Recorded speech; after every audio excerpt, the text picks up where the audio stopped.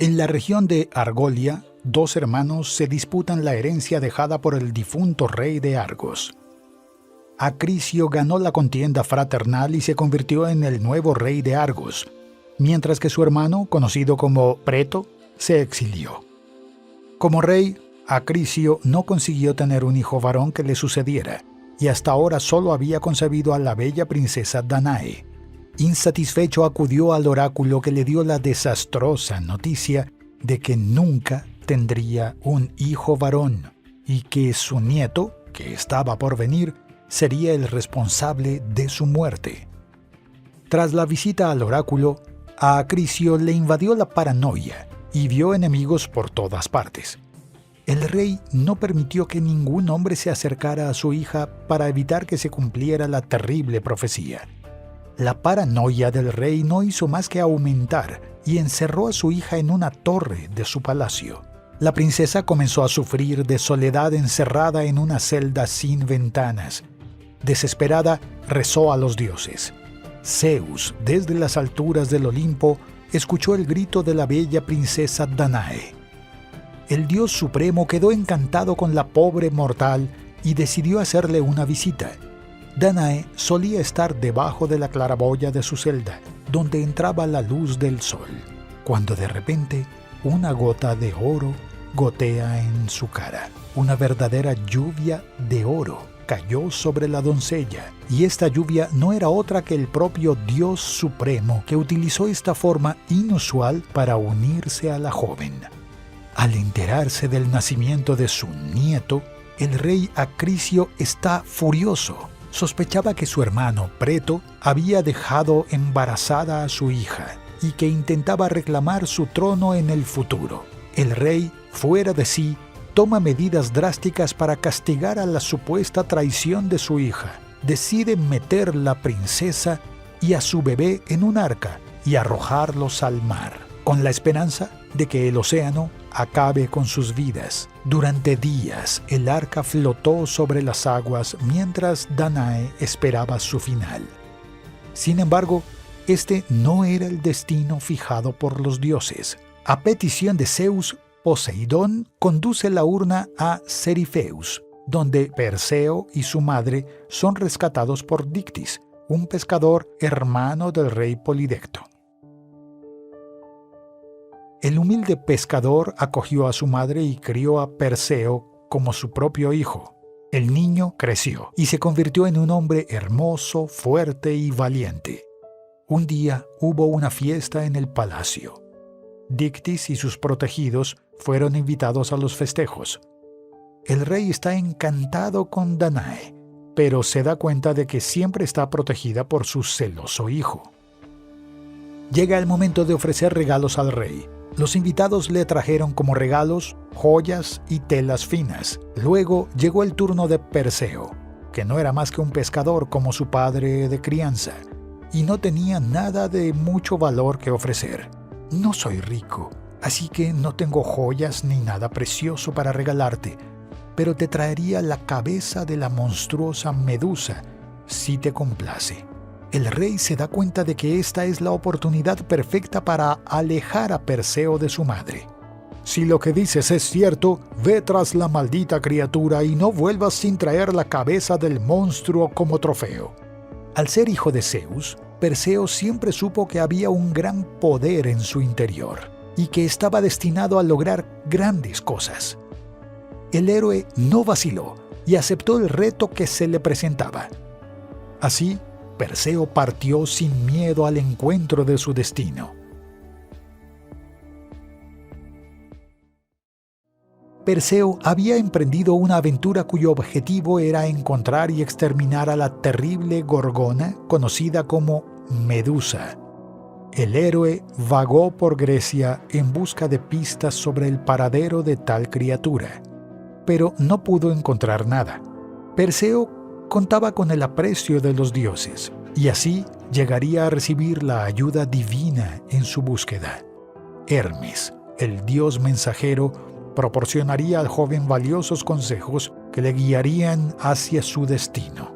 El dios dijo que el valor y la habilidad del joven no serían suficientes para derrotar a la gorgona. necesitaría un equipo especial para cumplir su misión.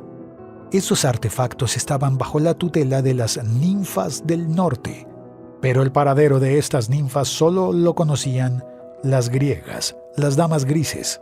Hermes, conocedor de todos los caminos, guió a Perseo hasta la cueva donde se escondían las grallas. Antes de marcharse, el dios regaló al héroe una espada divina, elaborada en las fraguas de Hefesto. Su hoja nunca perdió su filo. Era realmente un arma increíble. Ahora solo Perseo entró en el escondite de los griegos. La cueva estaba oscura, iluminada solo por unas pocas velas. Perseo vio entonces a las grallas en el fondo de la cueva. Aunque eran 3, solo compartían un ojo, que se turnaban entre sí. Perseo sabía que tenía que conseguir el paradero de las ninfas del norte, de las damas. Pero amenazarlas con violencia sería infructuoso, ya que las 3 ancianas eran inmortales. Pero el astuto Perseo vio una oportunidad y se acercó sigilosamente por detrás a las grallas. Justo cuando una de ellas estaba a punto de pasar su ojo a la otra, Perseo les robó de la mano su único ojo. Las grallas estaban desesperadas y exigieron a Perseo que les devolviera el ojo. Pero dijo que solo devolvería la vista a las grallas si le revelaban dónde se escondían las ninfas. De lo contrario, pasarían la eternidad en la oscuridad. Sin otra alternativa, las viejas accedieron a las exigencias de Perseo, y éste devolvió a las damas el ojo que tanto apreciaban. Perseo fue al idílico país de los hiperbóreos, la tierra donde el sol nunca se pone. Allí vivían las ninfas del norte.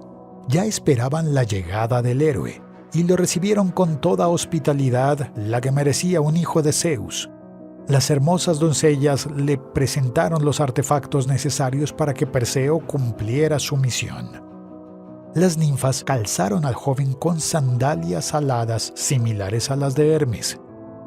Le entregaron el casco sagrado que le había dado Hades, que proporcionaba al portador el poder de la invisibilidad. Y, finalmente, le dieron una bolsa tejida con hilos especiales que serviría para guardar su preciado trofeo. Perseo aún recibiría la más ilustre de las visitas. La esplendorosa diosa Atenea, hermanastra del héroe e hija predilecta de Zeus, se presentó para prestar su indispensable ayuda. Ofreció a su hermano su hermoso escudo, la égida sagrada que una vez había pertenecido al propio Zeus. Totalmente equipado, Perseo se dirigió a su encuentro con el monstruo. Al llegar al escondite de la criatura, varios guerreros petrificados adornaban la entrada del escondite como si fueran estatuas. Para sorpresa de Perseo, otras 2 gorgonas dormían cerca de la entrada de la guarida. Estas eran Steno y Euriale, hermanas de Medusa. Perseo utilizó el casco de Hades y logró pasar invisible ante las guardianas. Medusa, la terrible gorgona maldita, sintió la presencia de un invasor. Sabía que algo iba mal, pero no podía averiguar qué estaba pasando. Pero Perseo tenía una trampa. Sabía que bajo ninguna circunstancia podía enfrentarse a la criatura. De lo contrario, se convertiría en otra estatua para la colección de Medusa. Perseo avanzó con cautela y con los ojos cerrados, tratando de guiarse por el sonido de las serpientes que siseaban en el pelo de Medusa. Pero el héroe terminó pateando accidentalmente una piedra y el ruido generado reveló su posición. Medusa disparó uno de sus poderosos mechones contra Perseo e impactó en su casco, arrancándolo de la cabeza del héroe. Ahora Perseo era un blanco fácil para Medusa, que lanzó otra flecha. Por puro reflejo, Perseo bloqueó la flecha con su escudo, Y fue en ese momento cuando vio su propio reflejo en la capa interior del escudo, y como si hubiera recibido un soplo de sabiduría de Atenea, Perseo ideó una nueva estrategia para luchar contra el monstruo. Corrió y se puso a cubierto detrás de la pilastra más cercana. A través del reflejo del escudo, pudo ver a la criatura que se acercaba por detrás de él. Perseo contuvo sus nervios y esperó hasta que la criatura estuvo exactamente donde quería. Con un giro perfecto, Perseo consiguió dar un golpe directo al cuello de Medusa, separando su cabeza del cuerpo. La criatura estaba muerta y Perseo había cumplido la misión que parecía imposible. El héroe colocó la cabeza de la gorgona en la bolsa especial que había recibido de las ninfas, pero, para sorpresa del joven, de la sangre que goteaba del cuerpo de Medusa, surgieron dos criaturas. Crisaor, el gigante de la espada de oro, y un hermoso caballo alado. Eran hijos de la relación entre Poseidón y Medusa.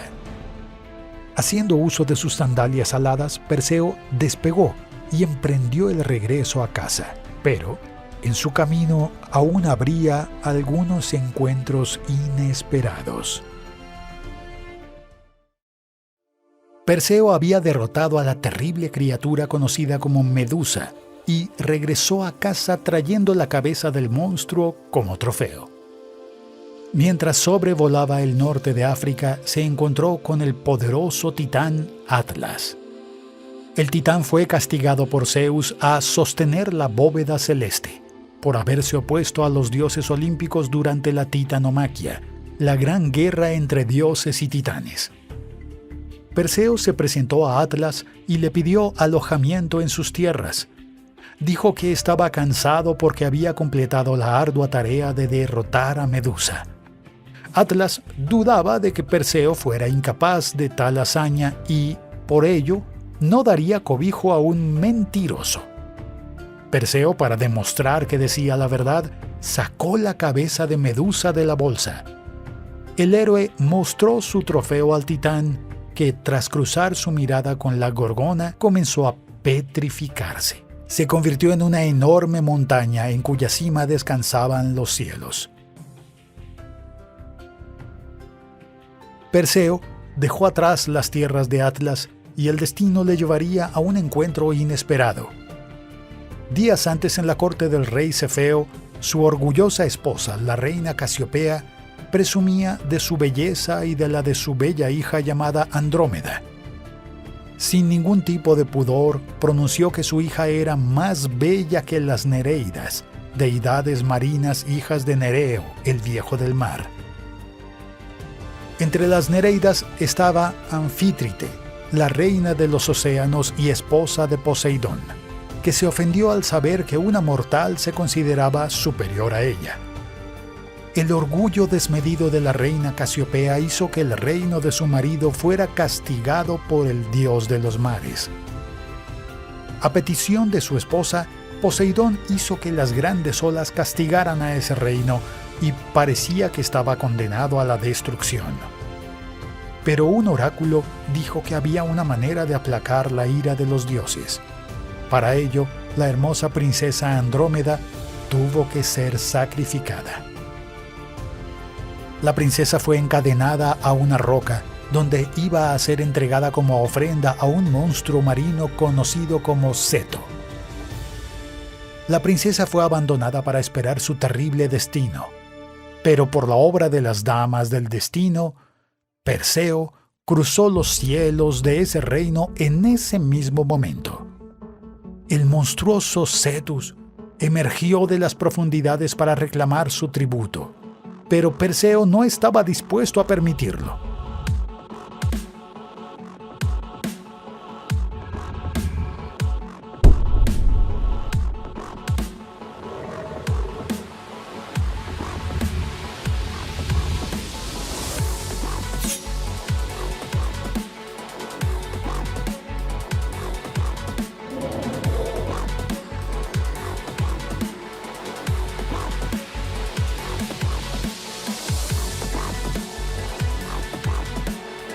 Con el exterminio del monstruo, Andrómeda quedó a salvo y Perseo rompió las cadenas que ataban a la princesa. Cefeo y Casiopea concedieron la mano de la bella princesa a su héroe, y así Perseo y Andrómeda se casaron. El rey concedió una nave a Perseo, que con su esposa se dispuso a completar su tarea. El héroe aterrizó en su destino ante la sorpresa de todos los ciudadanos, pues nadie creía que el joven volviera con vida. Durante su ausencia, el rey intentó obligar a la madre del héroe a casarse con él en contra de su voluntad, pero Dánae se resistió a las insinuaciones del rey. Tuvo que buscar refugio en el templo de Atenea para evitar ser violada. Cuando Perseo se enteró de esto, se enfureció y fue al palacio real para ajustar cuentas con el rey. Polydectus estaba rodeado de guardias y estaba decidido a acabar con la vida de Perseo. Perseo luchó contra los guardias, pero se dio cuenta de que eran demasiado numerosos y su victoria sería imposible. Así que sacó la cabeza de Medusa, petrificando a todos sus oponentes. El infame rey Polidectes también fue petrificado, inmortalizando su cobardía en su pose final. Dictys, hermano del rey, fue elegido para ocupar el trono vacante y demostró ser un rey justo y bueno. La fama de Perseo se extendió por toda Grecia y Acrisio, el padre biológico del héroe, temiendo la profecía de que su hijo sería responsable de su muerte y temiendo la venganza del joven, huyó. Pero Perseo no buscó la venganza, y debido a su fama fue bien recibido donde quiera que fuera. En un reino lejano fue invitado a participar en los juegos en honor a los dioses. Perseo lanzó el disco con una fuerza increíble, y así el disco invadió la zona donde los espectadores estaban viendo los partidos. El disco golpeó a un anciano en la cabeza, matándolo al instante. Este fue Acrisio, que no pudo evitar su destino. Perseo devolvió a la diosa Atenea su escudo y le ofreció la cabeza de Medusa. La diosa de la sabiduría fijaría la cabeza de la Gorgona en su égida. Perseo fundaría la gloriosa ciudad de Micenas, y su sangre correría por las venas de una gloriosa descendencia. Entre ellos está Hércules, el más grande de todos los héroes.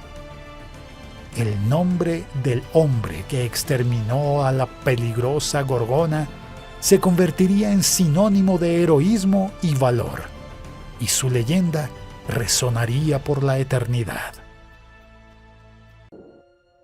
Zeus, el dios supremo del Olimpo, se había encantado por una bella joven. Su nombre era Alcmena, que estaba casada con Anfitrión, rey de Tirinto. Anfitrión había partido para combatir la ciudad de Tebas, y así Zeus decidió visitarla. El dios descendió a la tierra en la forma del rey que luchaba en la guerra, y así, fingiendo ser su marido, él la embarazó. Al regresar a casa, Anfitrión sospecha de la infidelidad de su esposa y ordena que sea quemada en una hoguera. Zeus surge e impide que Alcmena sea quemada y revela ser el padre del bebé. Anfitrión se siente honrado en criar el hijo del dios de los dioses y perdona a su esposa. El dios tenía grandes planes para ese niño. Una profecía decía que el primer bisnieto del héroe Perseo sería rey de la gloriosa ciudad de Micenas. Alcmena era nieta del héroe, por lo que su hijo tendría derecho a la corona. Sin embargo, su prima también estaba embarazada. Furiosa con la infidelidad del marido, la diosa Hera decide obligar a que Ilitia, la diosa de los partos, adelante el nacimiento de Euristeo. Debido al nacimiento prematuro de su primo, Hércules perdió el derecho a la corona. Llega el momento del parto y se descubre que había 2 niños. Hércules, hijo de Zeus, e Íficles, hijo de Anfitrión. Los celos de Hera se vuelven incontrolables. La diosa decide enviar 2 serpientes venenosas para matar al bebé. Las serpientes se deslizan hasta la cuna donde Hércules y su hermano dormían. Alcmena despierta asustada con el llanto de Íficles y se encuentra con el bebé Hércules con una cobra muerta en cada mano. Temiendo sufrir represalias de la diosa, la princesa lleva a su hijo hasta el bosque y allí ella lo abandona. Sin embargo, el destino hizo que las diosas Hera y Atenea cruzasen con el bebé abandonado. Sin saber que se trataba de Hércules, Hera queda impresionada con el vigor del bebé y decide amamantarlo. Pero el bebé aspira la leche con tanta fuerza que causa grandes dolores en la diosa. Ella lo aleja, pero la leche salida de su seno agujerea las nubes marcando el cielo, dando origen a la Vía Láctea. Debido a la leche sagrada de Hera, el pequeño Hércules ahora pasa a tener poderes divinos. Atenea recogió el bebé y lo devolvió a su madre. Hera, al percibir el engaño que cometió al amamantar al hijo de su rival, queda enfurecida y con un enorme deseo de venganza. Al ver a Hércules de vuelta al hogar, un adivino llamado Tiresias dice: «Celebremos el retorno del niño que un día liberará al mundo de todo tipo de monstruo, y debido a sus grandes hazañas, se garantizará un lugar en el Olimpo al lado de su padre». Hércules, el poderoso hijo de Zeus, ya era un héroe reconocido por sus acciones en su juventud, pero el destino aún le presentaba grandes desafíos. Zeus planeó grandes honores para su hijo incluso antes de que naciera. El gran dios había proclamado que el primer nieto del linaje del héroe Perseo heredaría el trono de Micenas, pero la diosa Hera, celosa al ver al hijo bastardo de su marido tener tal honor, intervino. Ella hizo que el primo de Hércules, Euristeo, naciera prematuramente y que él robara la herencia del héroe. De esta manera, el poderoso Hércules se sometió al rey Euristeo, que temía el crecimiento del poder y el prestigio de Hércules. Fue con pesar que Hércules obedeció a su primo. Pero cuando decidió imponerle sus primeras obras, el indignado héroe decidió ir al oráculo de Delfos para ver si debía seguir obedeciendo a un hombre que consideraba inferior a él. El oráculo le dijo que con cada trabajo que hacía, el poder usurpado por Euristeo disminuiría. Hércules, que todavía tenía alguna esperanza de recibir del oráculo la noticia de que no necesitaría obedecer a Euristeo, estaba molesto. Aprovechando la vulnerabilidad del héroe, la diosa Hera planta la semilla de la locura en su cabeza. Hércules comenzó a ver a las criaturas más terribles y luchó grandes batallas con ellas. Pero todo fueron alucinaciones. Al recuperarse de esta locura salvaje, Hércules tenía sangre en las manos, y sus hijos y su esposa, Mégara, yacían muertos a sus pies. Al darse cuenta de lo que había ocurrido, Hércules se exilió y en tierras lejanas permaneció en una gran depresión.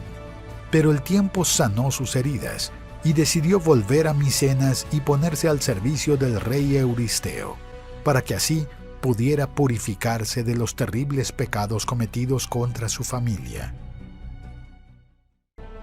A Hércules se le impuso ponerse al servicio de su primo Euristeo, rey de Micenas. Temía que con el crecimiento del prestigio del gran héroe, Hércules trataría de tomar su trono. Así, Euristeo le impuso un trabajo que parecía imposible. Iba a exterminar a un león gigante que aterrorizaba los bosques de Argólida. Tal bestia atacó los rebaños de la región y después de devorar a unos pocos hombres, desarrolló una apreciación por la carne humana. Se decía que la bestia era hija del monstruoso Tifón, y de la maligna Equidna. Y así hubo rumores de que su cuero era invulnerable a las armas tradicionales. Hércules, armado con su arco y flecha y su poderoso garrote a la izquierda para intentar cazar a la criatura. Hércules pasó algún tiempo en los bosques de Nemea en busca del león, hasta que finalmente encontró rastros que lo llevaron a la cueva donde se escondía el monstruoso felino. Hércules entró en la guarida del monstruo, que estaba llena de huesos de animales y cráneos humanos. Desde el fondo de la cueva se podía escuchar el sonido de aliento del gran animal. Hércules ve a la bestia sobre una roca y dispara una de sus flechas a la cabeza del animal. Esto rebota en su piel. Furioso, el león gigante suelta un poderoso rugido y se prepara para atacar. Hércules y el león saltan uno contra el otro. El león expone sus poderosas garras mientras el héroe levanta su palo. Hércules golpea la cabeza de la criatura, que a pesar del impacto devastador resistió el golpe ileso. Al darse cuenta de que sus armas son inútiles, Hércules y el león rompen un combate cuerpo a cuerpo. El león clava sus garras en su oponente, que ha resistido el dolor punzante de sus heridas. Hércules logra envolver el cuello del animal con sus brazos, y desde el principio hasta un estrangulamiento mortal. El león de Nemea no pudo resistir la fuerza del héroe y sucumbió. Haciendo uso de las propias garras del animal, Hércules logró arrancarle el cuero y regresó a Micenas. Euristeo vio a Hércules acercarse vestido con la piel del animal. Temiendo por su vida, se escondió dentro de un barril de metal. Y así, Hércules completó su primer trabajo. El rey Euristeo determinó a Hércules que, como su segundo trabajo, debería terminar con una criatura que viviera en la región del Lerna. Esta criatura era un monstruo terrible, el hijo de Tifón y Equidna, y era conocido con el nombre de Hidra. El valiente héroe y su sobrino Iolao, que era su inseparable compañero, salieron al encuentro de esta criatura. En el camino se encuentran con una aldea devastada por la criatura, y un sobreviviente les indica el camino a la guarida de la bestia. La Hidra habitaba el siniestro pantano del Lerna. Hércules y su sobrino despejaron el pantano pestilente, hasta que encontraron la cueva del monstruo. Para sacar a la criatura del agujero, Hércules hizo uso de su arco, disparando flechas en llamas hacia la cueva. Luego ensució la poderosa Hidra de la cueva, que estaba furiosa y se fue para el ataque. El monstruo tenía varias cabezas sedientas para devorar al héroe. A pesar de su gran tamaño, Hércules era extremadamente ágil, así que logró esquivar los ataques de la bestia.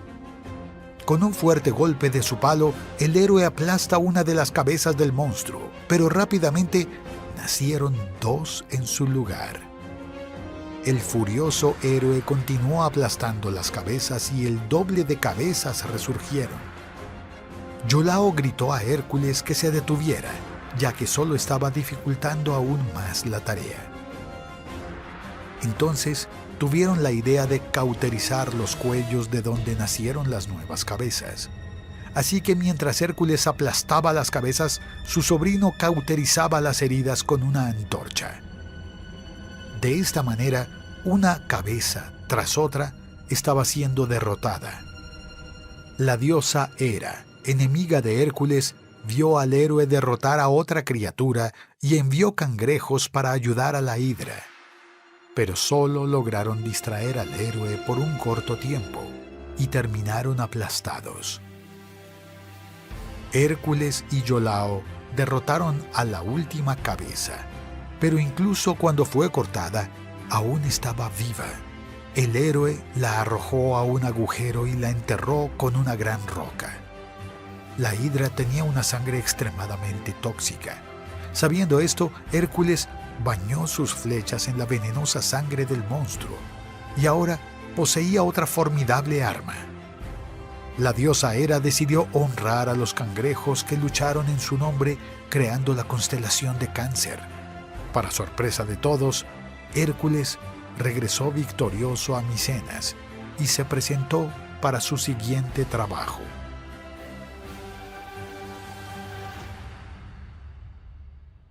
Hércules ya había derrotado al león de Nemea y a la hidra de Lerna, dos oponentes muy poderosos.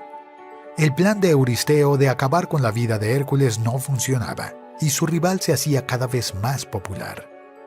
Sin saber cómo derrotar a su primo, Euristeo tiene una gran idea y atribuye 2 nuevos puestos de trabajo al héroe. Hércules traería 2 criaturas vivas a Micenas, la corza de Cerínea y el jabalí de Erimanto. Euristeo sabía que Hércules no regresaría sin los animales, porque para el héroe admitir el fracaso era impensable. Hércules se fue y el rey estaba seguro de que nunca volvería a verlo nuevamente. Pero pasó más de un año sin que el héroe pudiera encontrar la arisca corza. No era una corza corriente, era simplemente espléndida.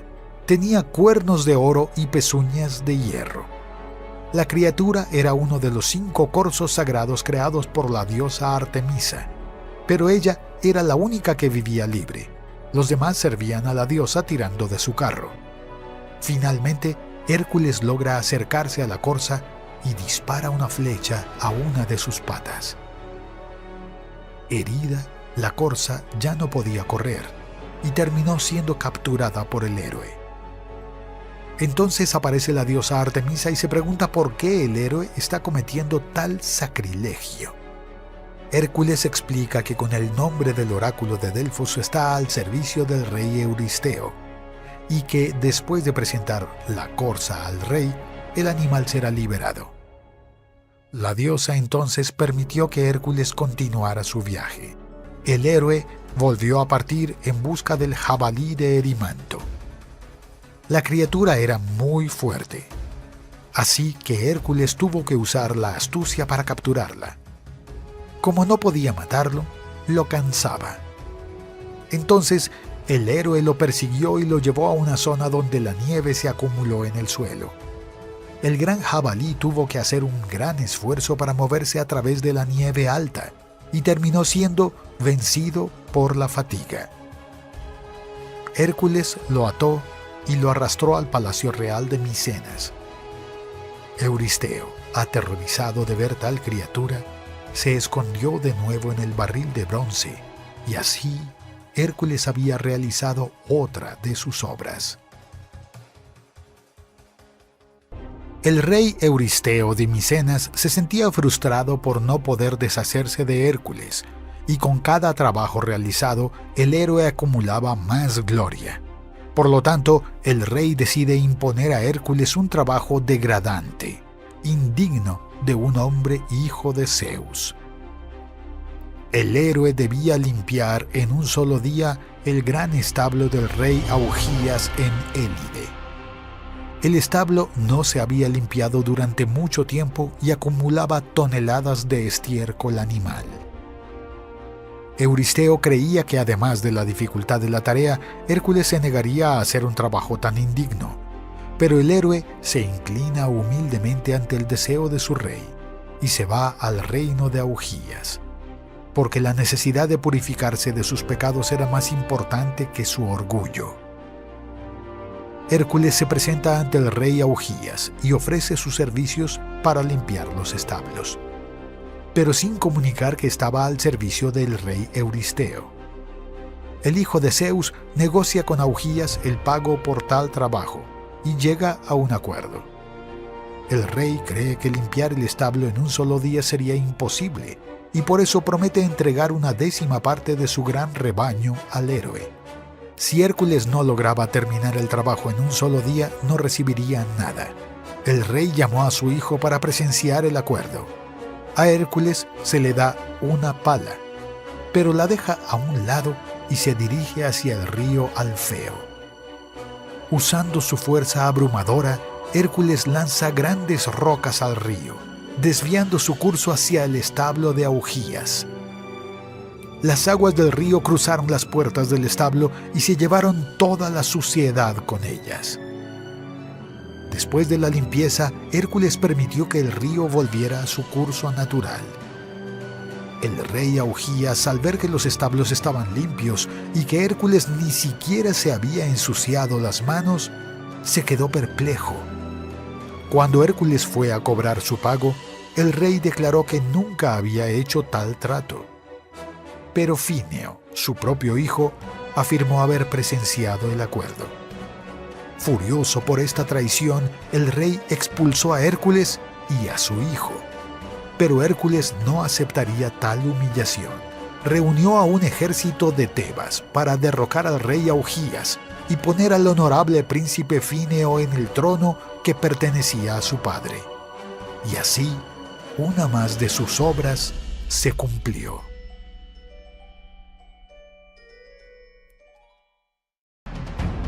Después de limpiar los establos de Augías, Hércules regresó a Euristeo. Hércules debía ir a Arcadia y deshacerse de las estinfálidas, que eran aves rapaces gigantescas que aterrorizaban la región cerca del lago Stalin. Después de un largo viaje, el héroe llega al borde del lago y, para su sorpresa, el número de aves era enorme. No parecía posible lograr tal tarea a través de la fuerza bruta, y Hércules nunca fue famoso por resolver sus desafíos a través de la astucia. Por lo tanto, la ayuda de su hermana Atenea, la diosa de la sabiduría, fue providencial. La diosa le regaló un instrumento musical de hierro, hecho por el dios Hefesto en su forja sagrada. Atenea también le guió sobre cómo derrotar a los pájaros. Hércules subió una colina cerca del lago y desde allí utilizó el instrumento con una fuerza increíble. El ruido era tan fuerte que los pájaros huyeron aterrorizados, y mientras huían, Hércules les disparó con sus flechas repletas con sangre de hidra. Se había hecho un trabajo más, y ahora el héroe ha zarpado hacia la isla de Creta. Euristeo había ordenado a Hércules que fuera a la isla del rey Minos para capturar el temible toro de Creta. Este no era un toro ordinario. El animal debería haber sido sacrificado en honor al dios Poseidón, pero debido a sus cualidades, Minos decidió no sacrificarlo. Como resultado, Poseidón hizo que el toro fuera capturado por una furia incontrolable. Hércules se encuentra cara a cara con el toro, que fue padre del terrible Minotauro. El toro era increíblemente fuerte, pero no lo suficiente como para golpear al hijo de Zeus. Hércules lo agarró por los cuernos y lo arrojó al suelo, y después de atarlo, lo subió a un barco que lo llevaría de vuelta al Peloponeso. Al llegar a Micenas, el toro es presentado a Euristeo, quien, después de confirmar la finalización de la tarea, liberó al animal. El toro deambulaba por Grecia, causando terror donde quiera que fuera. Pero fue en las llanuras maratonianas donde la bestia encontró su fin cuando se encontró con otro héroe. Su nombre era Teseo.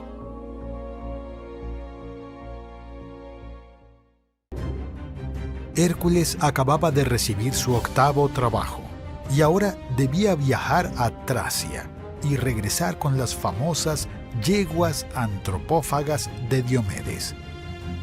Era el hijo de Ares, el dios de la guerra, y reinó sobre los bisontes, que eran un pueblo bárbaro y cruel. Y ciertamente Diomedes fue el más cruel de todos. Capturó a los extranjeros que cruzaron sus tierras y los condujo al granero real. Allí se encontraron yeguas poderosas, tan fuertes que estaban atadas con cadenas de hierro. Las yeguas ya no comían avena ni ningún otro cereal porque habían adquirido un gusto por la carne humana. Diomedes entonces arrojó a los visitantes para que sirvieran de comida a sus terribles caballos. Para el viaje a Tracia, Hércules contó con la compañía de algunos amigos, como su sobrino Iolao y Abdero, que era hijo de Hermes. Hércules, que llega al reino de Diomedes, se entera de las atrocidades que el rey cometió contra los visitantes de su reino. Diomedes insultó el deber de hospitalidad que era un requisito de Zeus. Al enterarse de la llegada de nuevos visitantes, el rey y sus guardias salieron a su encuentro. Hércules derrotó a la guardia real y después de agarrar al rey, lo arrojó para ser devorado por sus propias yeguas. Al ser alimentadas, las yeguas estaban más tranquilas, y así Hércules las condujo a su barco. Pero aparecieron más soldados tratando de vengar a su rey. Hércules le pidió al hijo de Hermes que sostuviera a las yeguas mientras el héroe luchaba contra los soldados.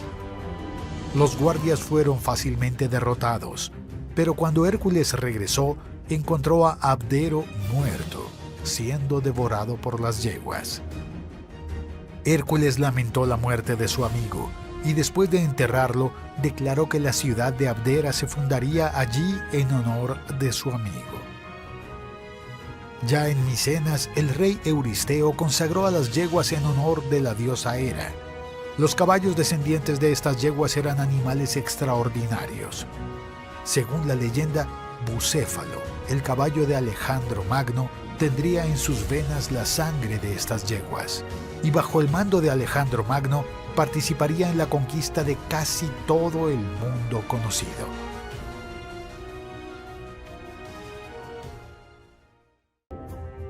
Hércules había reunido a algunos héroes para acompañarle a Temícira, el reino de las Amazonas, para realizar una más de sus obras. La hija mimada del rey Euristeo exigió a su padre que le regalara el cinturón de Hipólita. Hipólita era la reina de las Amazonas, y debido a sus logros en el campo de batalla, recibió el cinturón del dios del aire en persona como un honor. Para cumplir el deseo de su hija, el rey envió a Hércules a utilizar los medios que consideraba necesarios para llevarle el cinturón a su hija. Temícira era un reino formado solo por mujeres, y éstas eran famosas por ser excelentes luchadoras.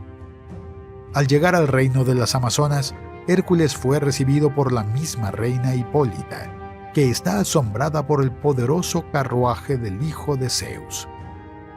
Hércules fue diplomático cuando habló con la reina, y ella le devolvió la cortesía. Parecía que estaban llegando a un acuerdo, e Hipólita cedería su cinturón al héroe sin necesidad de derramar sangre. Pero la diosa Hera, el enemigo de Hércules, no permitió que el hijo bastardo de Zeus realizara esta tarea tan fácilmente. Ella, disfrazada, se mezcló entre las amazonas y propagó el rumor de que Hércules planeaba secuestrar a la reina. Para proteger a Hipólita, las amazonas se armaron y atacaron a Hércules y a sus compañeros. La batalla fue sangrienta. Muchas amazonas cayeron en el campo de batalla. Entre las amazonas caídas estaba la reina Hipólita. Hércules recogió su cinturón y comenzó su regreso a Micenas. En el camino de regreso, el héroe pasó por Troya y la ciudad estaba en graves problemas. El rey troyano Licomedes fue castigado porque se negó a pagar el tributo junto con Poseidón, que había construido los legendarios muros troyanos para el rey. Por lo tanto, su hija estaba siendo entregada como sacrificio a un terrible monstruo marino. El rey le prometió al héroe una recompensa si salvaba a su hija. Así que Hércules se fue a luchar contra la criatura. Esto no era rival para el poderoso hijo de Zeus, y fue exterminado. Pero Licómedes reforzó su reputación de vago y no pagó el premio debido al héroe. Hércules fue expulsado de Troya, pero antes de partir, juró vengarse y regresó a Grecia para entregar el cinturón de la reina Hipólita a la hija de su soberano. El rey Euristeo quería ver a Hércules lo más lejos posible, Y como su 10º trabajo, el héroe debía robar el ganado del gigante Gerión. El gigante vivía en la mítica isla de Eritrea, cerca de la península ibérica. El viaje fue muy largo y ningún griego había viajado tan lejos. Hércules navegó durante mucho tiempo hasta llegar a una gran montaña que separaba el mar Mediterráneo del océano Atlántico. Pero ni siquiera una montaña enorme podría detener al hijo de Zeus.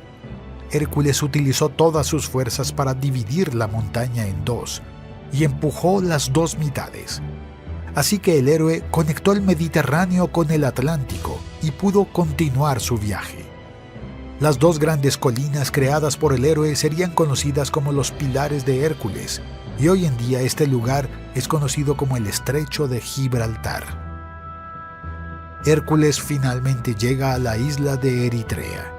Ningún griego se había atrevido a acercarse a los bueyes del hijo gigante de Criasor, ya que Gerión era una criatura horrible que tenía varios cuerpos en uno.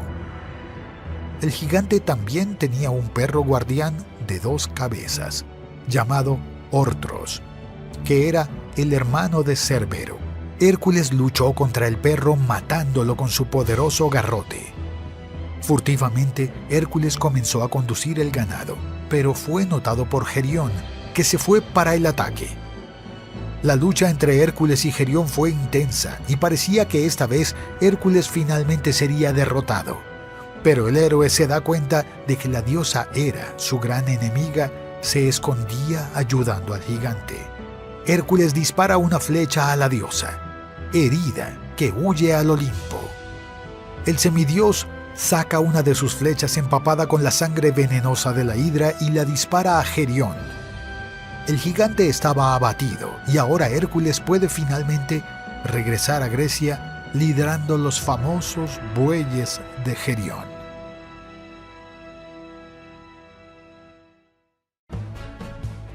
Hércules estaba de nuevo viajando por el mundo para hacer un trabajo más para el rey Euristeo. Esta vez iba a encontrar el famoso jardín Hespérides y volver con una de sus famosas manzanas doradas.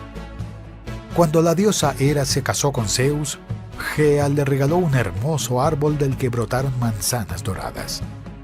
Este árbol fue cuidado por las hermosas y delicadas Hespérides y vigilado por Ladón, que era un inmenso dragón. En su búsqueda del jardín, Hércules se encontró con el titán Prometeo, que estaba encadenado a una roca y cuyo hígado era devorado por una gran águila.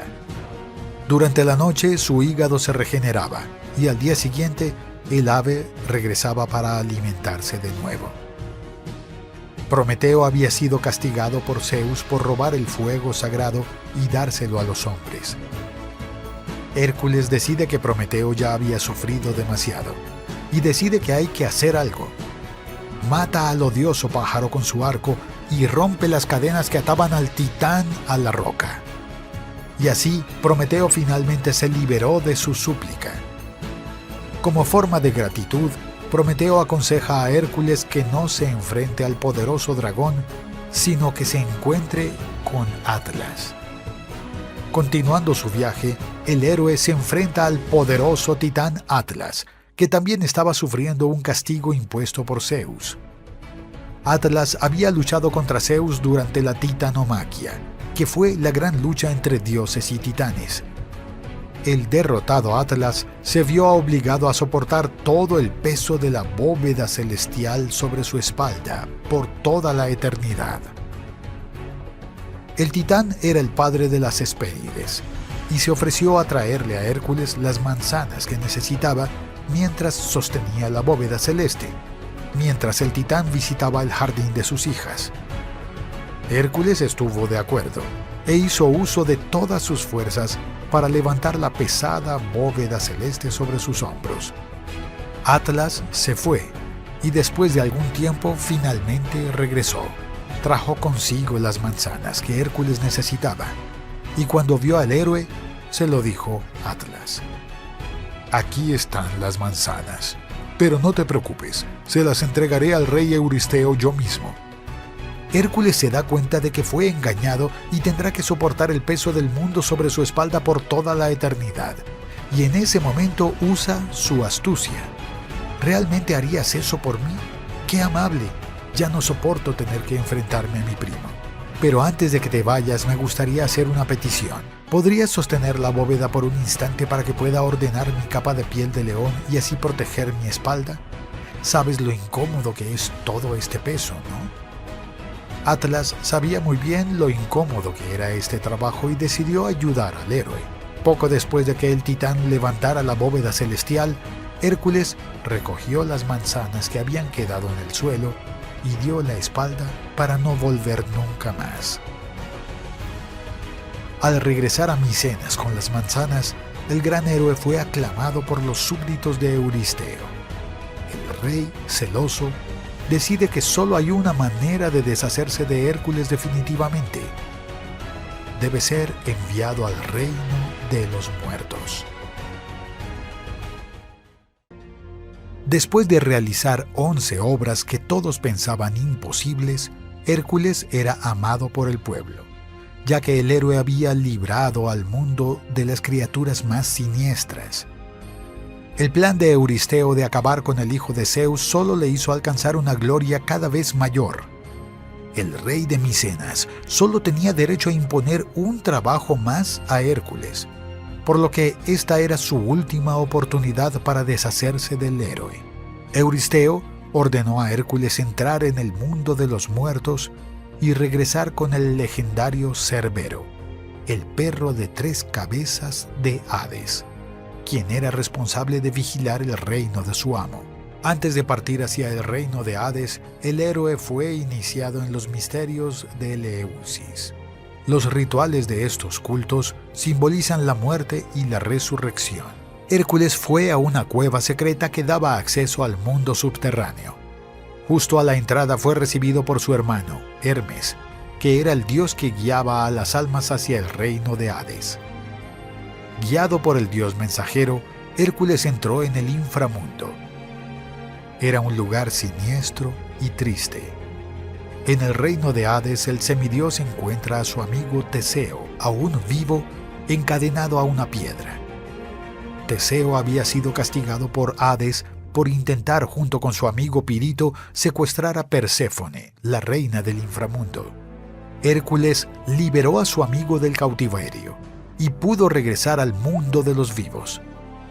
El hijo de Zeus está ahora cara a cara con Hades, el señor del mundo de los muertos, y le pidió permiso para llevar a su perro y presentarle a Euristeo con la promesa de que le devolvería el perro después de terminar su trabajo. Hades permitió a Hércules intentar capturar al perro de 3 cabezas, pero con la condición de que solo usara sus propias manos para dominar al animal. El héroe partió contra el monstruo. Al verlo, Hércules se da cuenta de que la bestia, además de 3 cabezas, aún tenía veneno de serpiente. El hijo de Zeus ya había luchado contra toda clase de criaturas, y sin miedo pasó a luchar. La lucha entre el semidios y el monstruo fue intensa, pero Hércules finalmente logró derrotar a la criatura. El héroe llevó a Cerbero a la superficie. El perro, cuando estaba en contacto con la luz del sol, tenía náuseas y terminó vomitando. Del lugar donde cayó el vómito del animal nacieron plantas venenosas. A pesar de la resistencia, Hércules arrastró al animal al palacio del rey Euristeo y presentó a la criatura a su amo. Al ver a un monstruo así, el aterrorizado Euristeo corrió hacia su barril de bronce y se escondió allí. Cerbero fue liberado y regresó al inframundo. Hércules finalmente había hecho su 12º trabajo, y Euristeo se resignó a no ser capaz de ponerle fin a Hércules y finalmente liberó al semidios de sus servicios. Hércules había alcanzado la cúspide de su gloria y era visto como el benefactor de la humanidad. Pero este no es el final de su viaje. El hijo de Zeus aún se enfrentaría a difíciles aventuras y pruebas antes de alcanzar finalmente la inmortalidad junto a su padre. Egeo era el rey de la ciudad de Atenas, y el monarca tuvo varias esposas, pero ninguna logró darle un hijo varón como heredero. Y esto fue motivo de gran tristeza y preocupación para el rey. El rey decidió hacer una visita al oráculo de Delfos, ya que era el lugar donde los griegos buscaban respuestas a las más diversas preguntas. Preguntó a la pitonisa, que era una sacerdotisa de Apolo capaz de prever el futuro, ¿qué debía hacer para tener por fin un hijo varón? Como era habitual, lo que le dijo la pitonisa a Egeo fue demasiado oscuro y enigmático para el rey, que no pudo descifrar ningún sentido de lo dicho por el oráculo. Así que el rey de Atenas partió de vuelta a casa, decepcionado por no haber encontrado la respuesta que tanto buscaba. De regreso a casa, Egeo se alojó en el palacio del sabio rey Piteo de Tresina, amigo del rey ateniense desde hacía mucho tiempo. Egeo le contó a su amigo la revelación hecha por la pitonisa, y el astuto Piteius entiende la profecía de inmediato. Comprendió que Egeo tendría un hijo con la primer mujer con la que se acostara de camino a casa. En posesión de esta información, el rey de Tresina embriagó a su anfitrión y le ofreció a su hija para que se acostara con Egeo. Embriagado por el alcohol y la lujuria, al ver a tan bella mujer, el ateniense no pudo resistir sus deseos y se entregó a sus pasiones. Esa misma noche la princesa Etra fue vestida por el espectro de la diosa Atena. La diosa dijo que Etra debía ir a la playa y hacer una ofrenda a los dioses, y así el hijo que esperaba sería bendecido por los dioses. La princesa puso sus pies en las aguas del mar y ofreció su ofrenda a los dioses. De las aguas del mar surgió Poseidón, el dios de los mares, ante la sorpresa de la princesa, que quedó maravillada ante tan magnífica divinidad. Poseidón le puso la mano en el vientre y le dijo que aquel niño alcanzaría glorias tan grandes como las de los hijos de Zeus. El dios se uniría a la princesa y el niño nacido del vientre de Etra sería el hijo de Egeo y de Poseidón. Al día siguiente, Etra reveló a Egeo su encuentro con los dioses y que éstos habían bendecido al niño que naciera de esta unión. Pero por supuesto, prefirió no revelar todos los detalles. Egeo se alegró mucho por la noticia, pero temió por la seguridad del niño, ya que el rey tenía muchos enemigos. Por lo que dijo que si el niño era varón, no debía decir a nadie quién era el padre. Egeo levantó una gran piedra y bajo ella colocó sus sandalias y su espada, diciendo que cuando su hijo tuviera la fuerza para levantar esta piedra, la reina debería enviarlo a Atenas, para que asumiera su posición como príncipe de Lática. Nace un niño hermoso y fuerte. Su nombre era Teseo. Fue criado por un sabio abuelo que lo modeló para ser un verdadero héroe. Cuando Teseo era todavía un niño, Hércules visitó el palacio de su abuelo. Al oír que Hércules había llegado, tan pequeño Teseo y sus amigos corrieron al encuentro. Hércules había dejado su capa de piel de león en un sillón. Los niños que se apresuraron a entrar a la habitación estaban aterrorizados, porque se trataba de un león de verdad. Pero el joven Teseo parecía no tener miedo. Sacó la daga del guardia que hacía la seguridad del palacio y atacó al león. Hércules soltó una gran carcajada al ver que el muchacho se abastecía de la piel del león y dijo que con ese corazón el nieto de Piteo estaría destinado a tener su nombre marcado en las estrellas. Un día, Hércules y Teseo se convertirían en grandes amigos y juntos se enfrentarían a varios retos. A los 16 años, Teseo decidió que era el momento de intentar levantar la piedra donde Egeo había escondido sus sandalias y su espada. Gracias a su gran fuerza levantaría la piedra con facilidad, dejando al descubierto las pertenencias de su padre. Se puso las sandalias del rey y le dijo a su madre que se iba a Atenas. Su abuelo le ofreció un barco para llevarlo al puerto de Pireo, pero Teseo replicó diciendo que no sería un honor llegar a la casa de su padre sin polvo en sus sandalias y sangre en la hoja de su espada. Desestimó la cortesía ofrecida por su abuelo y tomó el camino hacia su destino. Tras recoger las sandalias y la espada de su padre Teseo, partió a pie hacia Atenas. El camino era largo y estaba lleno de peligros. Los caminos estaban llenos de todo tipo de bandidos, y en los campos y bosques andaban sueltas varias bestias. Pero Teseo no conocía el miedo y solo abrió su camino hacia el padre que no conocía. En el camino el joven se cruzó con varios bandidos, entre ellos Perífetes, famoso por su garrote de hierro. Teseo fue atacado por el villano, pero logró esquivar los ataques. Tras un poderoso contragolpe, Teseo desarmó y mató a Perífetes con su propio garrote. Más adelante se encontró con Cerción, que retó a todos los que pasaban por allí a una lucha cuerpo a cuerpo sin uso de armas. Cerción mató a todos los que derrotó. El joven héroe no se dejó intimidar y enfrentó a su retador. Midieron fuerzas y Cerción era muy fuerte. Teseo utilizó técnicas de lucha nunca antes vistas para derrotar a Cerción, y hasta hoy se le considera el inventor de la lucha grecorromana. Tras derrotar a otros bandidos, Teseo fue atacado por un gran jabalí, pero ni siquiera las criaturas de la madre naturaleza parecían capaces de detener al obstinado muchacho. Tras exterminar al animal, el héroe se encontró con Procrustus, la figura más temida de toda la región. Procrustus tenía 2 camas, una grande y otra pequeña. Cuando apareció un visitante alto, le ofreció la cama pequeña. Como el hombre no cabía en la cama, le cortó las piernas para que cupiera perfectamente en ella. En caso de que el visitante fuera pequeño, le ofrecería la cama grande, y para que la llenara, estiraba a la víctima tirando de sus piernas y sus brazos con cuerdas.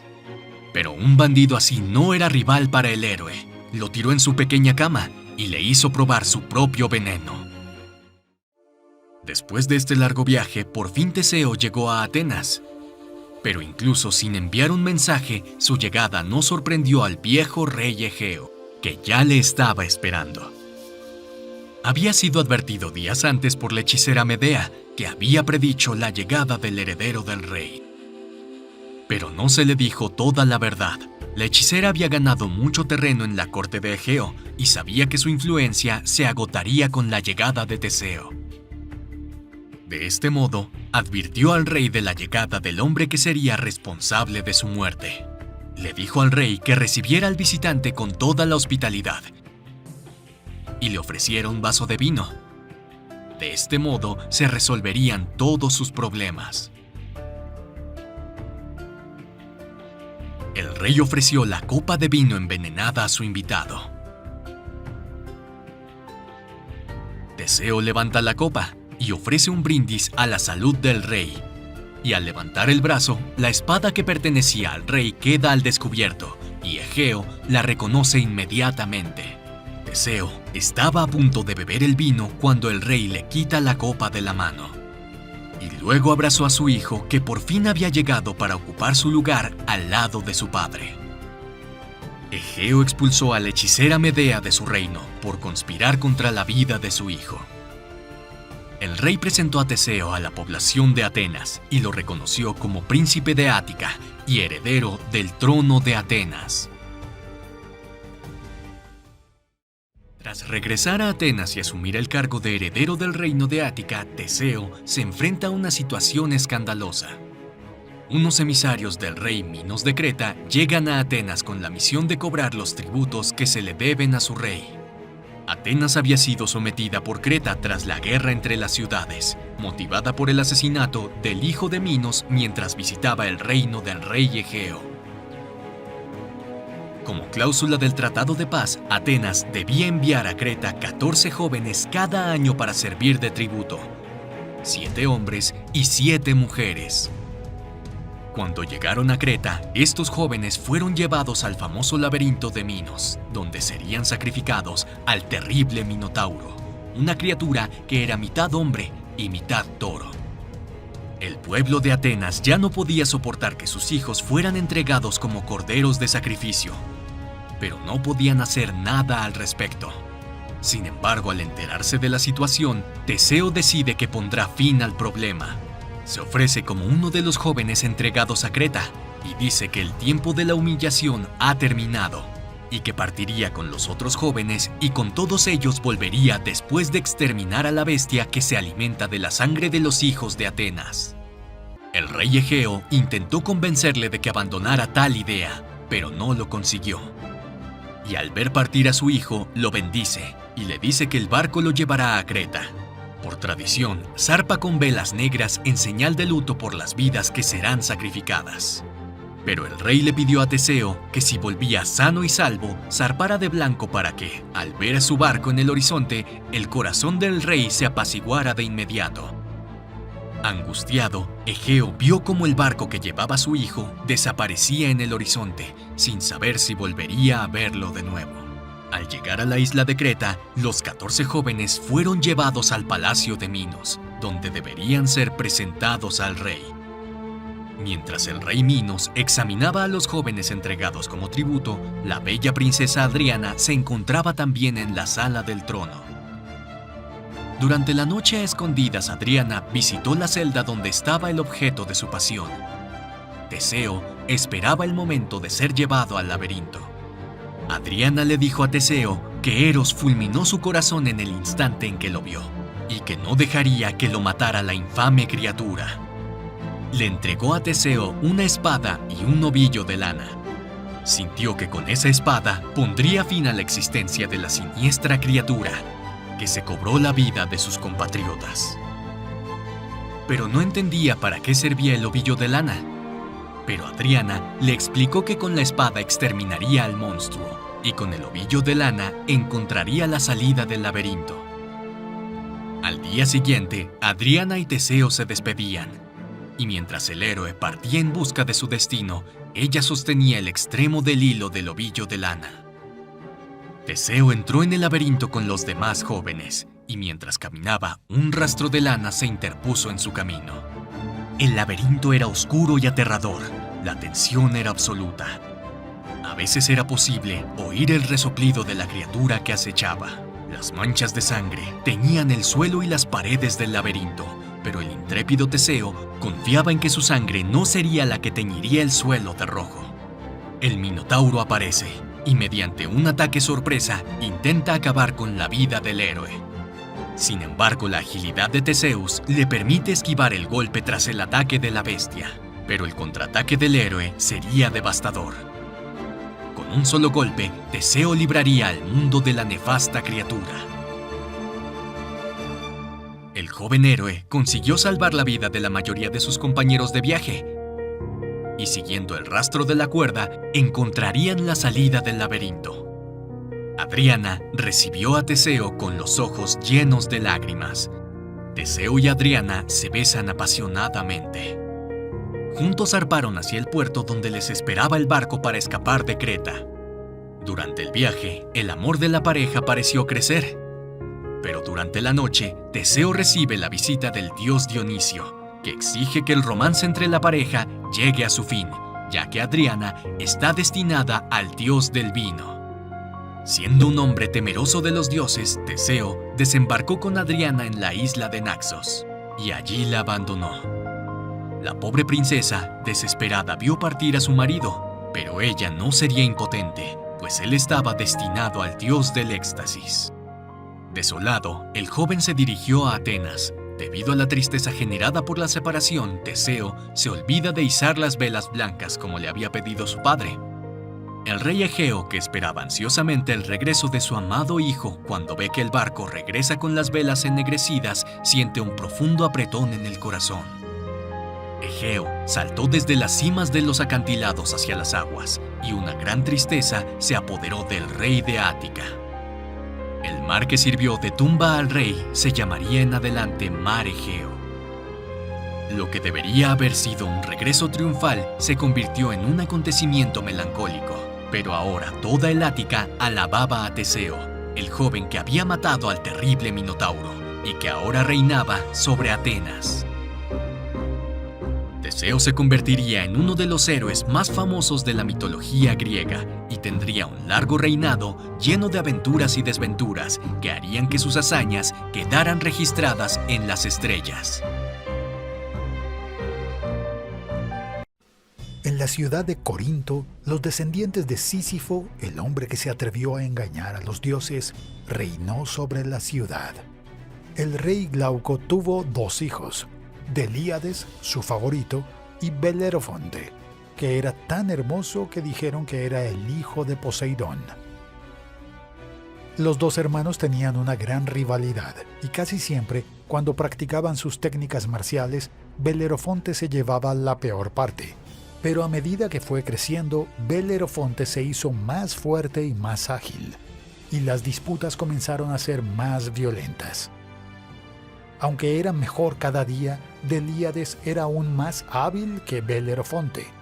Durante las peleas se comportó con una confianza exagerada, y por lo tanto provocó a su hermano imprudentemente. Enfurecido por las provocaciones de su hermano, Belerofonte comenzó a luchar furiosamente, haciendo que olvidara su fatiga, y entonces golpeó a su hermano con una velocidad inusual. Y uno de esos golpes rápidos escapó de la defensa de Delíades, y Belerofonte terminó golpeando la cabeza del príncipe con gran violencia. Delíades cayó al suelo, y su cuerpo permaneció inerte. Belerofonte corrió a ayudarlo, pero el espíritu del joven príncipe ya se había marchado al reino de Hades. Belerofonte lloró con el cuerpo de su hermano en brazos, mientras el rey corría para ver lo que había pasado. Con el dolor de perder a su hijo favorito, el rey expulsó a Belerofonte de su reino y le ordenó que nunca volviera. El joven se marchó bajo los reproches de sus compatriotas, que tenían mucho amor por el príncipe muerto. Y así Belerofonte cruzó las puertas de la ciudad llevando el peso de la culpa y bajo la maldición de un terrible pecado. El joven vagó por Grecia hasta llegar a la ciudad de Tirinto. Allí reinó Preto, quien, sabiendo que el príncipe exiliado de Corinto estaba en sus tierras, le dio una posada y lo trató con todo respeto y hospitalidad de acuerdo con los principios establecidos por Zeus. Belerofonte le dijo al rey la razón de su destierro y juró que el evento no había sido más que un terrible accidente. El rey se conmovió por lo que pasó y prometió ayudarle. Preto ordenó que se organizara un ritual de limpieza para expiar los pecados del príncipe de Corinto. Gracias a los sacrificios ofrecidos a los dioses, los pecados de Belerofonte fueron purgados y el joven tenía una gran deuda de gratitud con el rey. La reina de Tirinto estaba encantada después de contemplar a este joven en la cima de su belleza. Belerofonte comenzó a vivir en la corte del rey Preto y no se dio cuenta de que siempre era el blanco de los ojos de la reina Antea. Un día, Belerofonte fue invitado a una reunión privada con la reina. La reina usó su gran belleza para tratar de seducirlo. Pero por respeto y gratitud a su anfitrión, Belerofonte no consideró cometer tal acto de traición y por lo tanto repudió la insinuación de la reina. La reina le gritó insultos al príncipe de Corinto y cuestionó su hombría, pero él hizo oídos sordos y la dejó de rodillas.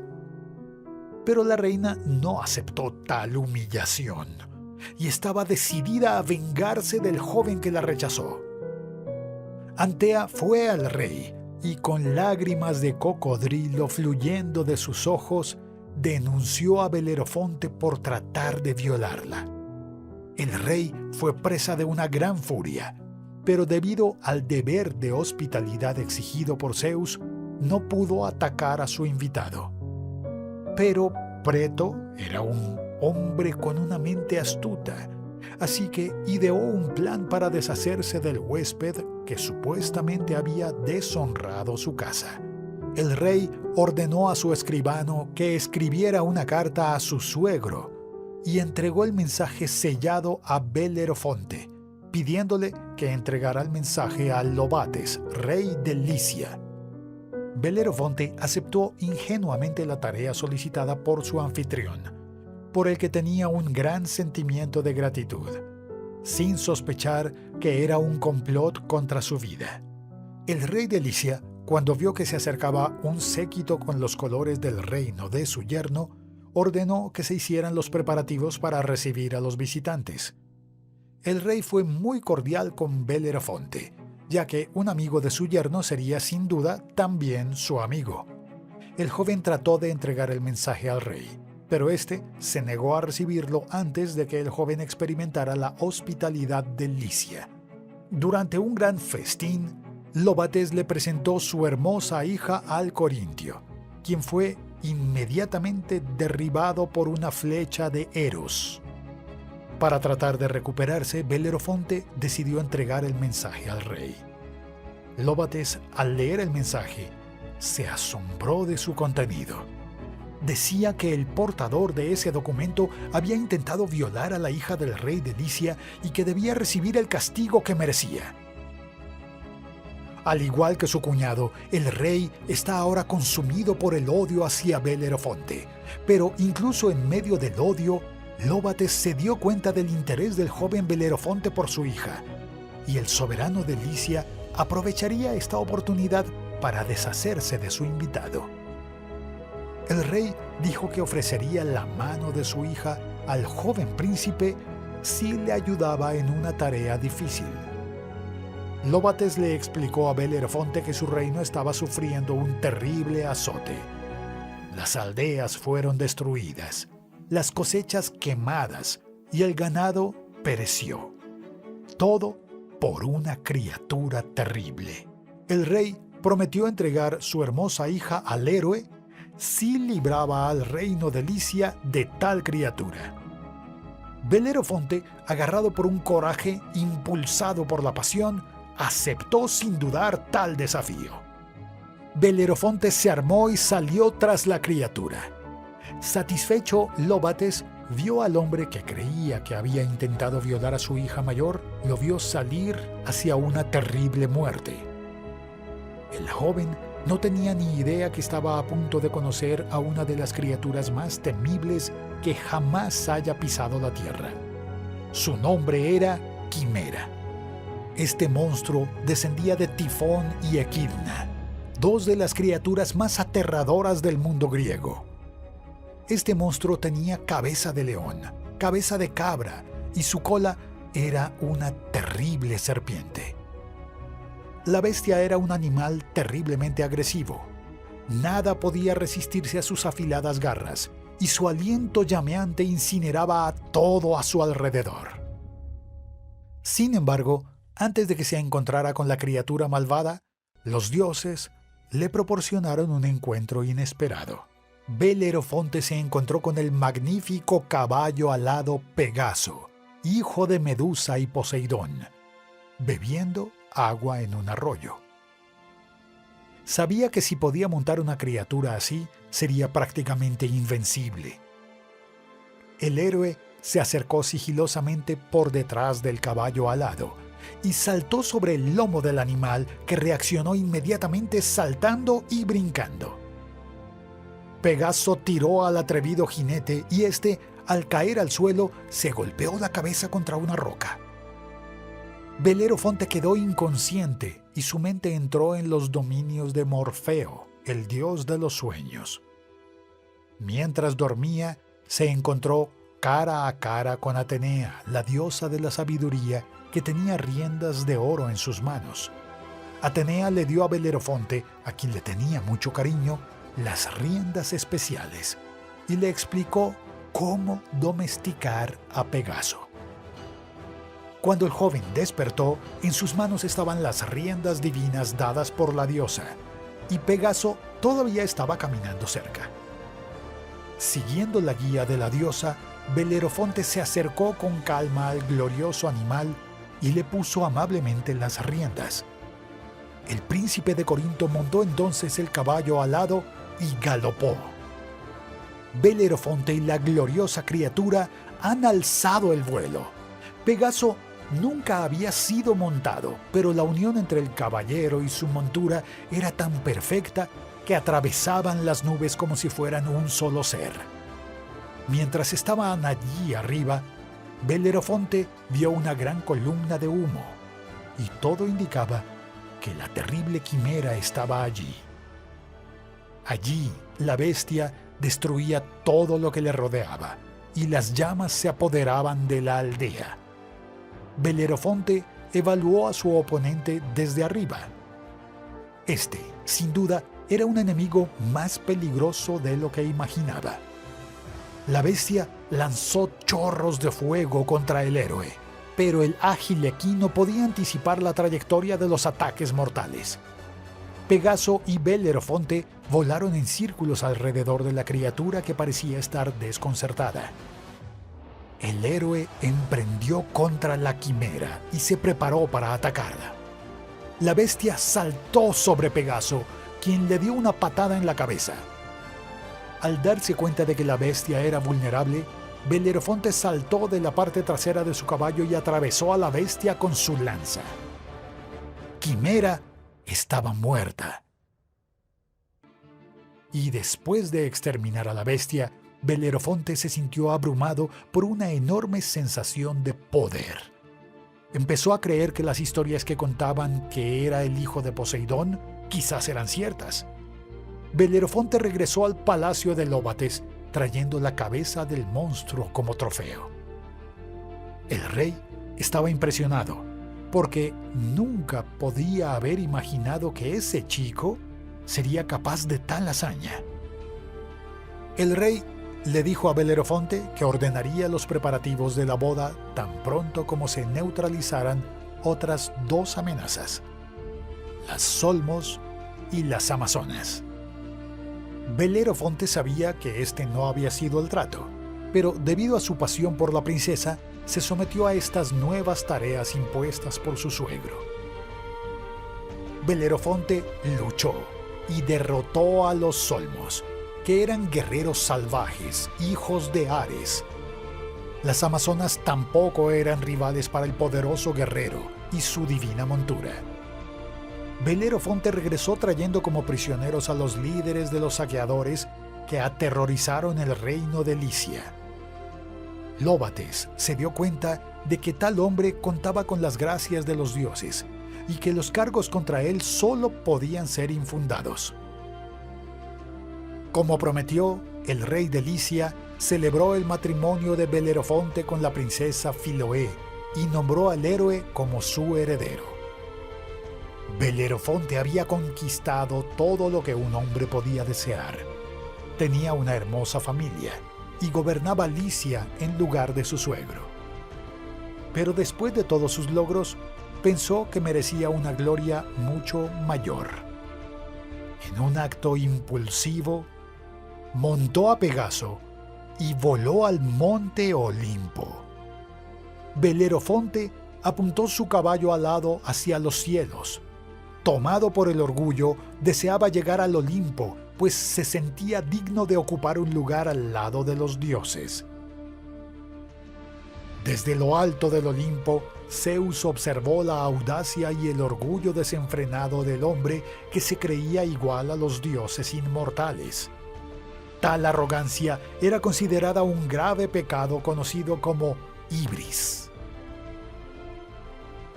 Zeus dijo: «Insolente, ¿cómo te atreves?